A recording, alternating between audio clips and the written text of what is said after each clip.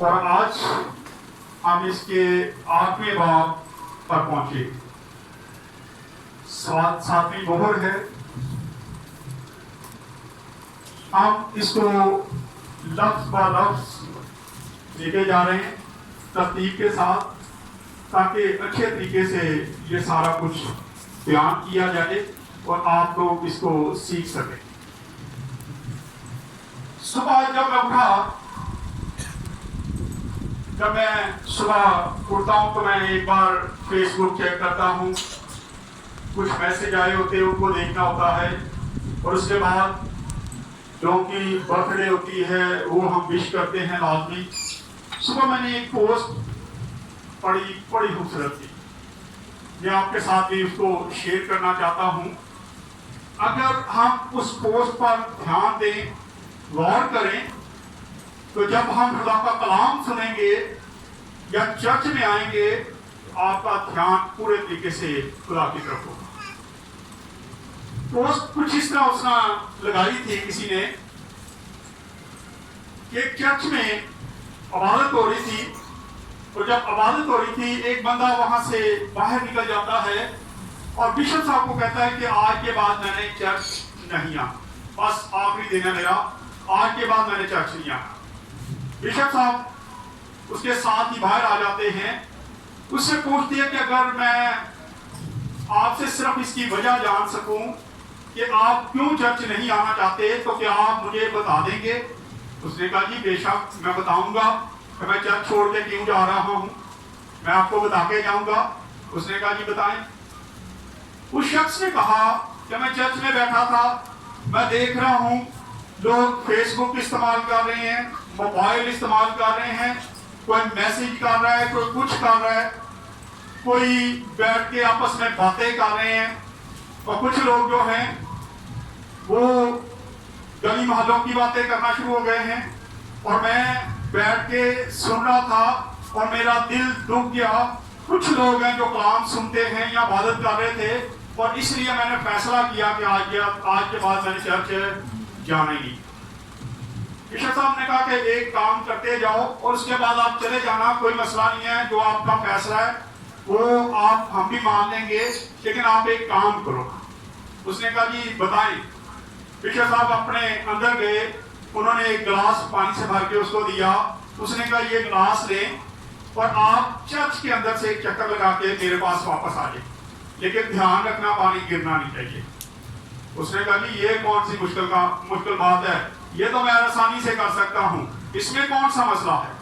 اور وہ چرچ کے اندر گیا اور باہر آ کے کہتا دیکھ لو جی ایک قطرہ بھی پانی کا جڑا نا وہ نہیں ڈگا, پانی پورا. اس نے کہا اچھا بڑی خوبصورت بات ہے کہ آپ گلاس لے کے گئے اور پانی واپس لے کے آئے, اس میں سے ایک بوند بھی جو ہے وہ نہیں گری. لیکن جب آپ چرچ کے اندر گئے ہیں اندر لوگ کتنے تھے؟ اس نے کہا جی میرا دھیان جڑا سی نا وہ تو صرف پانی کے سی, میں نے لوگوں کو نہیں دیکھا کہ لوگ کتنے ہیں. اس نے کہا بشپ صاحب نے کہ یہی بات میں سمجھانا چاہتا ہوں کہ جب آپ چرچ میں بیٹھ جاتے ہیں تو اپنا دھیان صرف اور صرف خدا کی طرف لگا دیں, ادھر ادھر کو چھوڑ دیں, تو آپ کو نہیں پتا چلے گا کہ کس نے کپڑے کیسے پہنے ہیں, کون کیا باتیں کر رہا ہے, کون کیوں یہ سارے کام کر رہا ہے. آپ کا دھیان صرف اور صرف خدا کی طرف ہوگا تو اس کے بعد آپ کو کوئی چیز نظر نہیں آئے گی. تو اس نے کہا جی میں شرمندہ ہوں کہ میں نے غلط فیصلہ کیا تھا. آج ہمیں بھی ضرورت ہے جب ہم خدا کے گھر میں آتے ہیں تو ہمارا دھیان بھی صرف اور صرف خدا کی طرف ہونا چاہیے. اور جب ہم خدا کی طرف دھیان دیں گے تو آپ کو پرستش کا بھی مزہ آئے گا, آپ اس کو بھی برکت سے حاصل کر سکتے ہیں.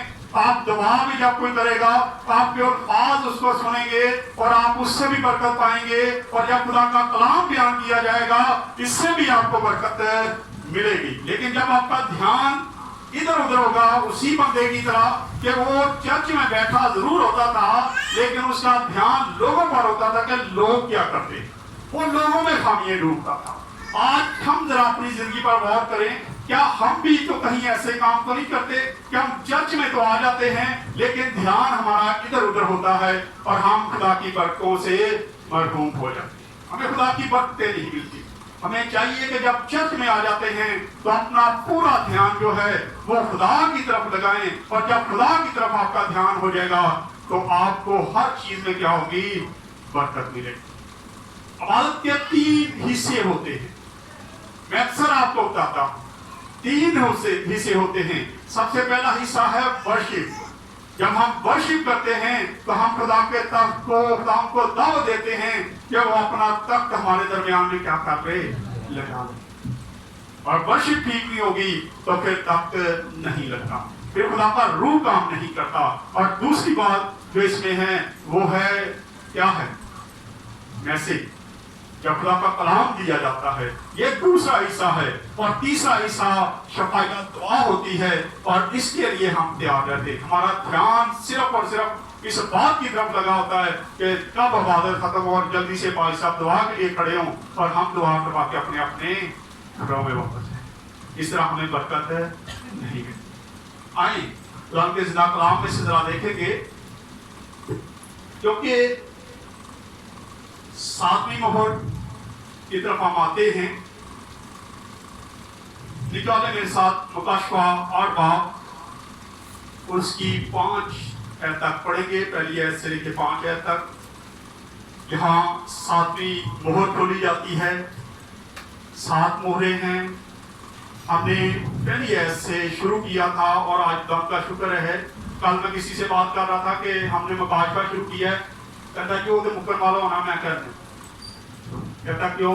میں کہ ہم ایت بائی ایت اس کو بیان کر رہے ہیں، اور اس کو تقریباً 6 ماہ تو ہو گئے نا، 6 ماہ ہو گئے، تو ابھی تک ہم 8ویں باب پہ پہنچے اور ابھی کافی حوالات پڑے ہیں، لیکن ہم اسی کو اسی ترتیب سے لے کے جائیں گے تاکہ آپ کو مکاشفہ جو بائبل مقدس کی آخری کتاب ہے، جو نبوت کو کی کتاب ہے، جس میں بہت سارے راز چھپے ہوئے ہیں، ان کو ہم کھول رہے ہیں اور آپ کو اس کی سمجھ آ رہی ہے۔ ہاں جی پڑھیں۔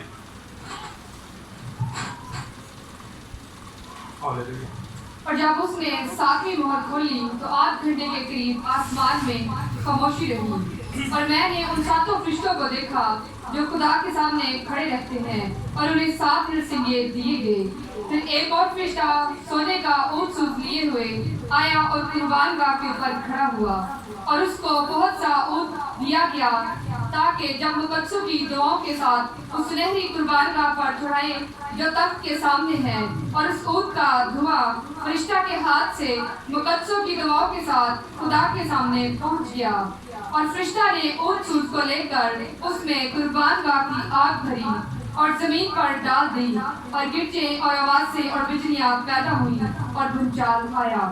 آمین۔ خدا کا پاک کلام پڑھا اور سنا جانا ہم سب کے لیے باعث شکر۔ آمین۔ خدا کا شکر ہو۔ یہاں دھیان سے سننے والی باتیں، تھوڑا ٹائم لوں گا، ہے تو یہ کافی لمبا میسج ہے، لیکن میں کوشش کروں گا کہ اس کو وقت پر ختم کریں تاکہ عبادت جو ہے وقت پر ختم ہو۔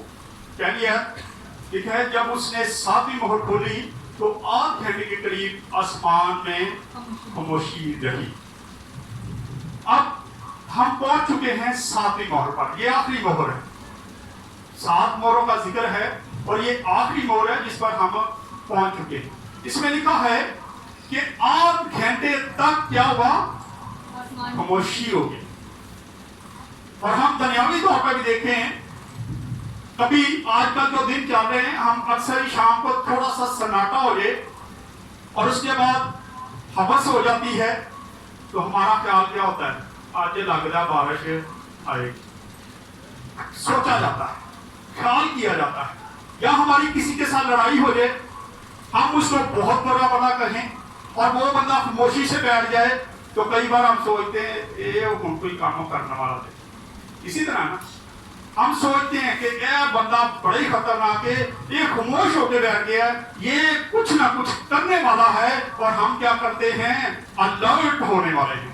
یہ میسج جو ہے 7ویں مہر میں بھی ہمیں یہی کچھ نظر آتا ہے، خدا الرٹ کر رہا ہے، لوگ الرٹ ہو جو بڑا کچھ ہونے والا ہے۔ 7ویں مہر میں کوئی ایسا غضب نازل نہیں کیا گیا जिससे कोई नुकसान हो या कोई ऐसी बात हो, लेकिन इसमें खामोशी आती है कि इसके बाद जब नरसिंगे फूंके जाएंगे उसके बाद क्या होने वाला है, बहुत तबाही मचने वाली है। इसलिए लिखा है कि आध घंटे के लिए क्या होगी, खामोशी छा गई, मुकम्मल तौर पे सुकून हो गया, खामोशी हो गई। और उसमें अगर हम ध्यान दें तो समझ जाएं कि खुदा का गजब जो है वो क्या है, नाज़िल। जैसे मैंने दो चीजों का बयान किया है कि एक कि जब बारिश होने वाली है उससे पहले क्या हो जाती है, एकदम से खामोशी। कई बार ऐसे एकदम सन्नाटा छा जाता है, कन्ने या पता नहीं खिलटे आए, बड़ी गर्मी है, बड़ी मुश्किल हुई है। लेकिन उसके बाद क्या होता है, आंधी तूफान बारिश आ जाती है। यहाँ किसी लड़ाई झगड़े की भी ऐसी ही हम करते हैं, कई बार हो जाता है ऐसा काम कि लोग प्लानिंग करना शुरू कर देते हैं और एकदम से अटैक किया जाता है और बहुत सारा नुकसान हो जाता है। खुदा भी यहाँ पे हमें अलर्ट करता है कि अब गजब नाज़िल होने वाले हैं, तुम क्या करो, ध्यान से बैठ जाओ। और फिर लिखा है, और मैंने आज उन 7 फरिश्तों को देखा जो खुदा के सामने खड़े रहते हैं, उन्हें 7 नरसिंगे दिए गए।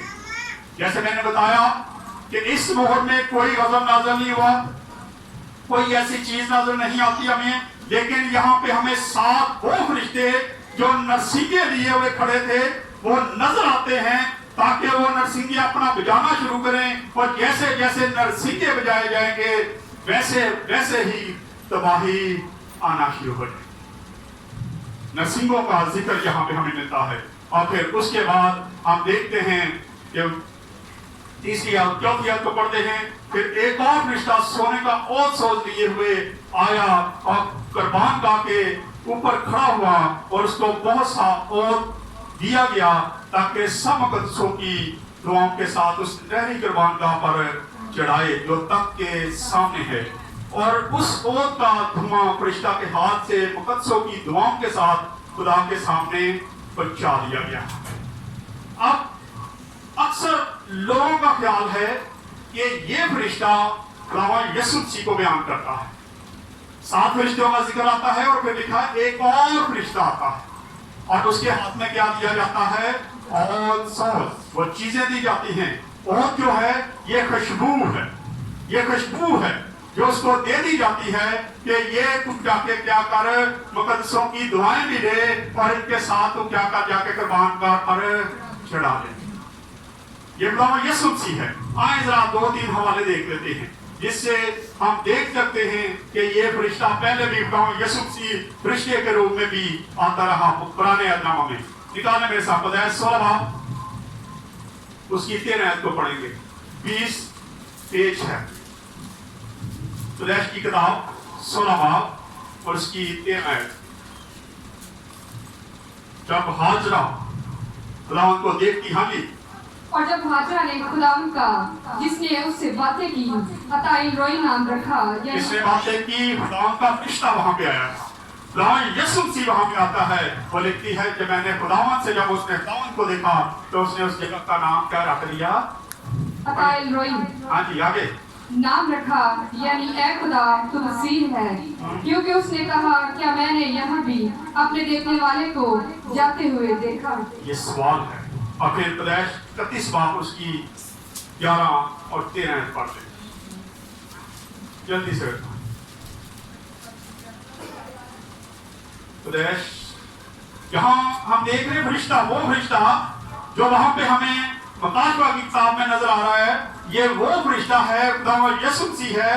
ख्याल किया जाता है, मुसन्निफ जो है ये बताते हैं कि ये वही फरिश्ता है, यानी कि खुदा यीशु मसीह जब वो पहले आता था तो वो फरिश्ते के रूप में आता। हम गीत भी गाते हैं, और खुद खालक बन इंसान आ गया। जब उसने पैदाइश ली उस वक्त उसने अपना रूप जो था वो इंसानों की तरह लिया। आइए पढ़े जरा इसको।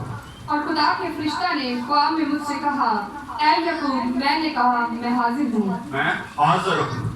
खुदा के फरिश्ता ने कहा, गुलाम का फरिश्ता उसको नजर आता है और वो कहता है याकूब, और याकूब कहता है मैं हाजिर हूँ। आगे पढ़े जरा। हाँ जी 13। और मैं बतलेल का खुदा हूँ जहाँ तूने ज़ैतून पर तेल डाला। यहाँ पे वो लिखता है कि मैं किसका खुदा हूँ। बतलेल वहाँ पे वो कहता है कि वो मुझे एक फरिश्ता नजर आता है, फरिश्ता मुझे ख्वाब में दिखाई देता है, लेकिन साथ ही जो फरिश्ता है वो क्या मुखातब करता है, कहता मैं किसका खुदा हूँ, बेतेल का खुदा हूँ, मैं खुदा हूँ। आगे बढ़े। जहाँ तूने ज़ैतून पर तेल डाला और मेरी मन्नत मानी, बस अब उठ और उस मुल्क से निकलकर अपनी ज़ाते बूम को लौट जा। हाँ जी, अब पढ़े कज़ाक 6 बाब उसकी 22 है। नोट कर लिया करें हवाला जात जल्दी से। 269 नंबर पेज है। जल्दी बेटा। 6 बाब 22 है। 269 नंबर पेज है। और जदाऊन ने जान लिया कि वो खुदावंद का फरिश्ता था। और जदाऊन ने जान लिया कि वो खुदावंद का फरिश्ता था। और जदाऊन कहने लगा, अफसोस है ए मालिक खुदावंद के मैंने खुदावंद के फरिश्ता को रूबरू देखा। हाँ जी, फिर अब पढ़े होसिया 12 बाब और उसकी 3 और 4 आयत को पढ़ दें। 935 नंबर पेज है।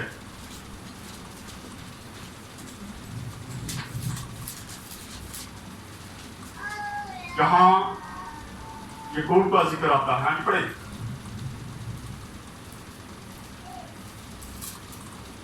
पढ़ दूं मैं 3 और 4।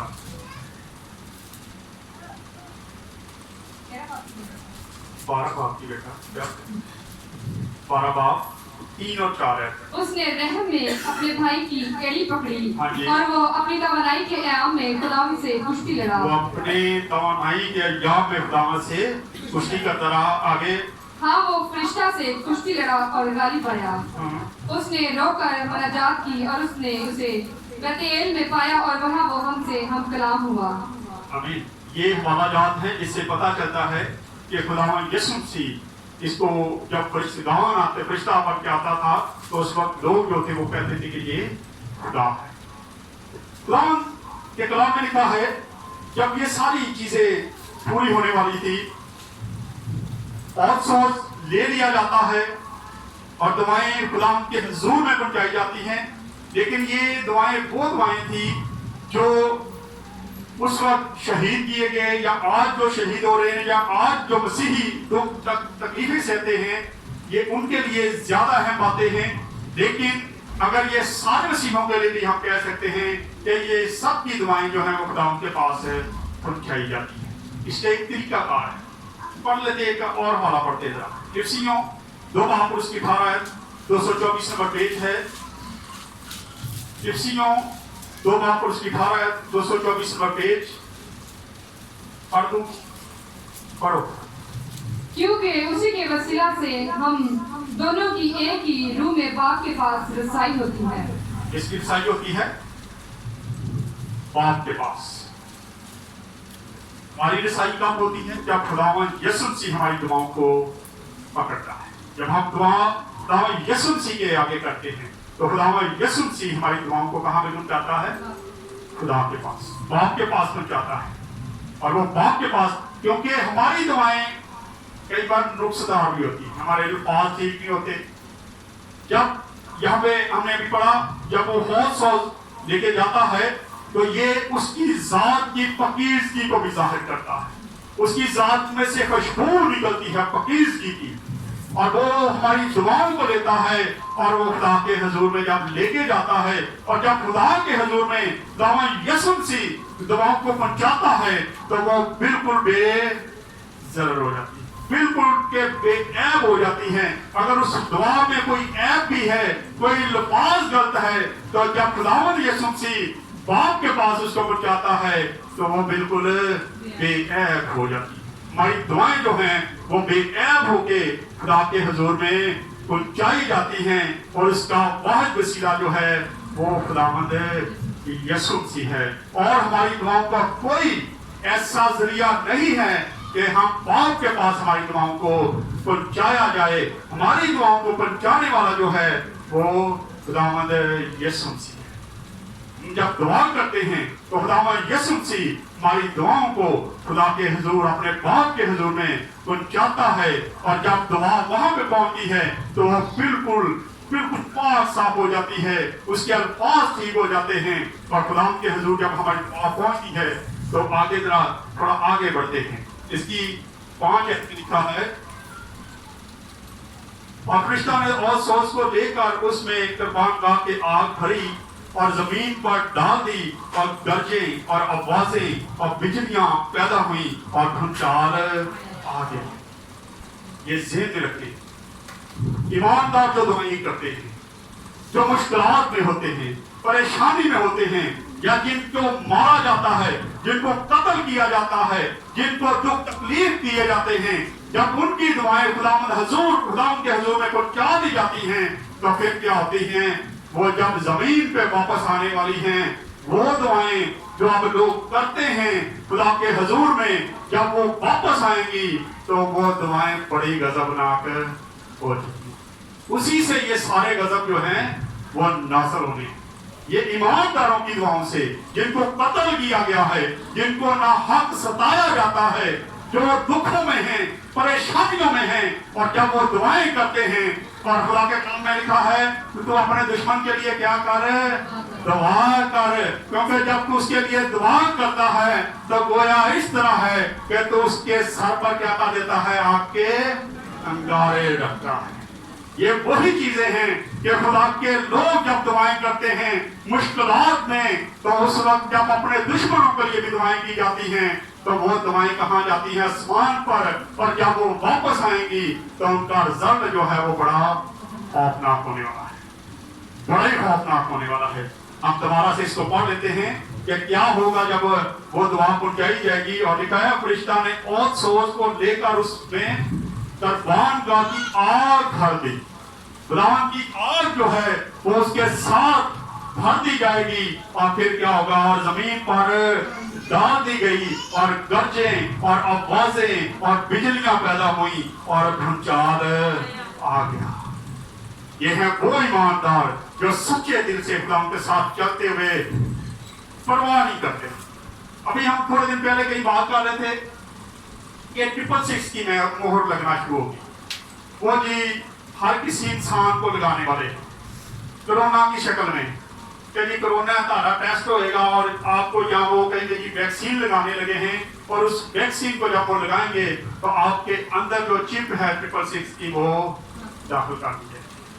इससे बचें। और बहुत सारे लोगों ने इनकार कर दिया कि हम इस वैक्सीन को लेने के लिए तैयार नहीं हैं, हम मरने के लिए तैयार हैं। ताकि कलाम में लिखा है जान देने तक वफादार है तो मैं तुझे जिंदगी का ताज दूंगा। आज अगर हम कोरोना की वजह से ऐसी वैक्सीन ले लेते हैं जिसमें हमें पता है कि ये 666 की छाप जो है हम पे लगा दी जाएगी, वो चिप हमारे जिस्म में दाखिल कर दी जाएगी, तो मेरा ख्याल है उससे बेहतर है कि हम मर